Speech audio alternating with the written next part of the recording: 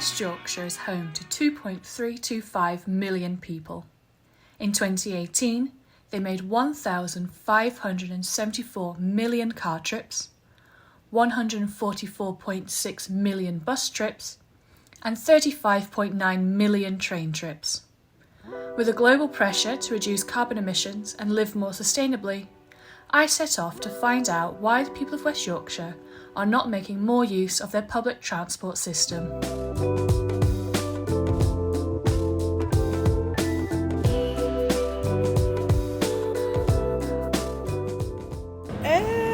Just because it's easier for me to get in my car and drive straight to that destination that I need to get to. I had an appointment at a hospital today, so that's the reason why I use public transport today. Yeah. I love journeying by bus, so I came in by bus. I found it really expensive, this morning for me and my child, I thought I was really shocked actually from the last time I did use it. I would say to use the buses because you're going to pay the tax and it's good for our economy. Yeah, but it's also affordable for you. It was £14.90 for a return for an adult and child. It was affordable, but I liked it because obviously, because I'm in Yorkshire and I was born in Yorkshire, and it's like the centre point for quite a few places. So whenever I'm coming in, I always get like one that is accessible for everybody.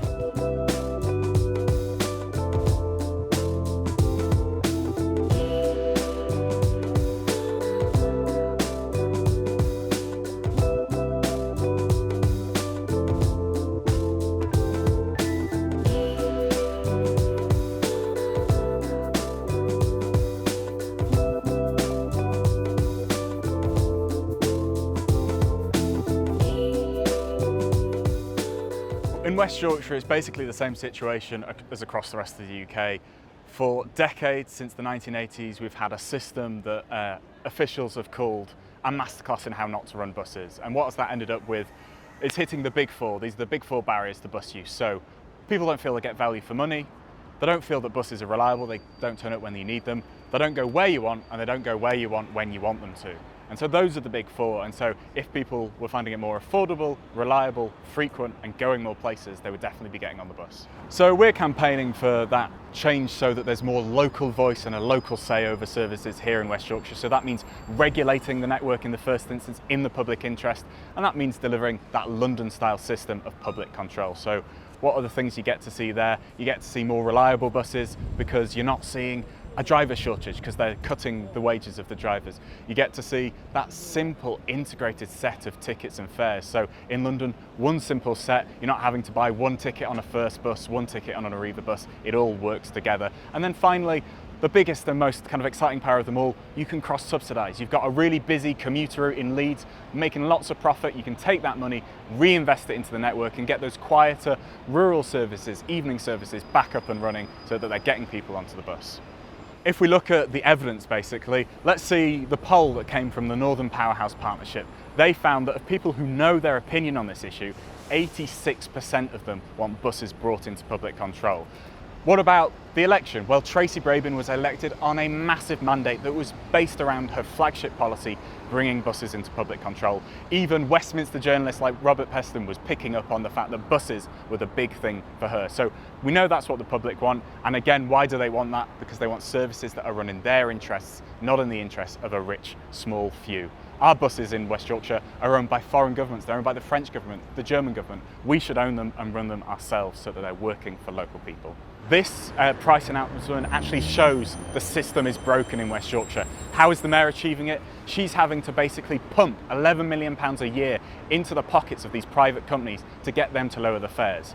If we were publicly owned like Reading, they reinvest an extra £3 million into their services every year because they don't have private companies running the services. We could be lowering fares without having to prop up the profits of private companies if they were in public control and public ownership. So that's the big thing we need down the line, and that's what we want to see brought in.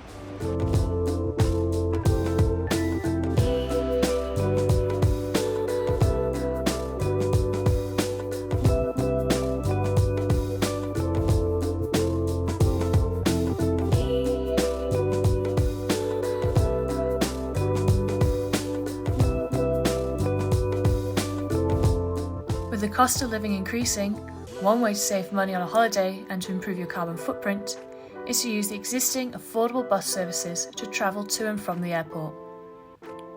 The buses run regularly from Harrogate, Bradford and Leeds, which have rail and bus connections to the rest of West Yorkshire.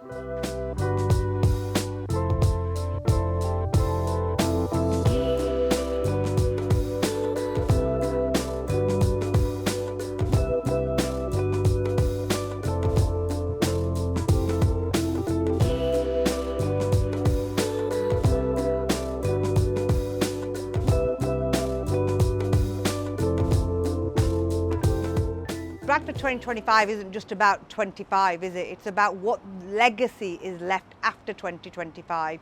And the legacy, like we see in other cities, it has been transformative.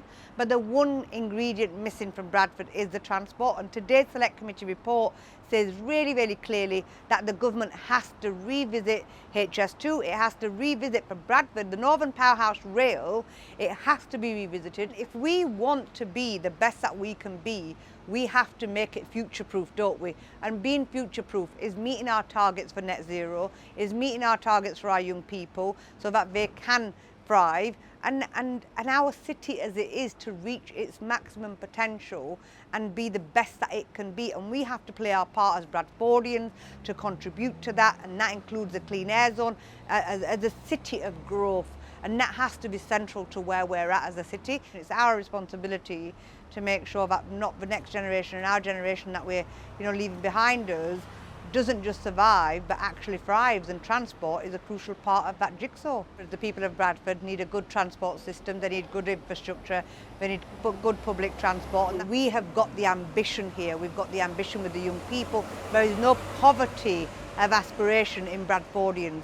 What we have is a poverty of the infrastructure for us and our generations and our young people. So we need a new train station. So this train station behind us, Foster Square, brilliant. But the fact is that we're still a cul-de-sac. And if we want Bradford to be the best it can be, if we want to truly level up, then this has to be the litmus test for levelling up. And that offer is not just to attract people into Bradford, but for the young people to have a city that they can then access and travel outside of a city. At the moment, you could get to Wakefield quicker in the Edwardian times on train than you can in 2022. How is that okay for our young people? I think it's really also important of the work that Tracy Brabin is doing as a West Yorkshire Mayor. And that's important because, look, she's just applying for 50 million from the Levelling Up Fund for bus enhancement. And that bus enhancement, that package will make a difference to the bus routes, for the bus services in Bradford for young people to get about. And not just young people, the elder people, the people my age of the city who are working, they are the people who are contributing to that economy. It is, as 2025 says, it is our time to shine. And this is our time, so we need to grasp it with both hands.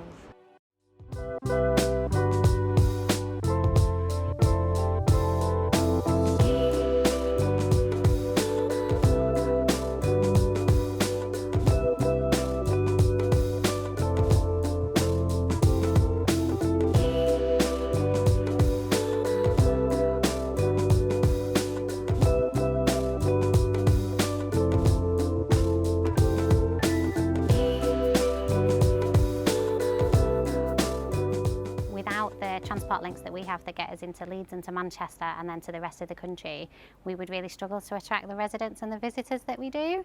From talking to residents and talking to visitors, they'd like it to be a more frequent service so that it operates longer into the night, and rather than it being 4 buses an hour, say, between us and Hebden Bridge and Halifax, whereas it's only 1 or 2 to Burnley and Rochdale, they'd like to see those services improve so they're more frequent, and they'd like a more set and easy way of understanding the fares. So at the moment, if you have the app, you can get your ticket in advance and it costs you less than it does by paying the bus driver.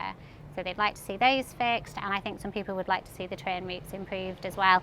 They reinstated the Todmorden Curve, which allows us to go across into East Lancashire, but they haven't opened some of the stations at the far side of Todmorden. So for the rural population that live 4 or 5 miles from the centre, they can't easily access the trains because the buses don't necessarily connect in with them. The way things stand currently, it's not quite where it should be. So yes, if we could make it more accessible, if it covered more of the town and it was at a more reasonable price, then yes, I'm sure a lot more people would use it. Because of the Calder Valley's geography and because of its built landscape, the road network is not good for a large number of visitors to be able to come to any of the towns. We don't have the car parking and we just don't have the road capacity for them. So without the public transport, we would really struggle to get those visitors in, especially international visitors, overseas visitors who are maybe not as comfortable with some of our rural roads. As a business that relies on tourists and promotes tourism, we would like to encourage everybody to use public transport, but we'd also like to encourage the public transport providers to provide maybe some more incentives for some of the visitors. So when you visit Manchester, say, you've got a train ticket and it gets you into some museums and things, either reduced or for free.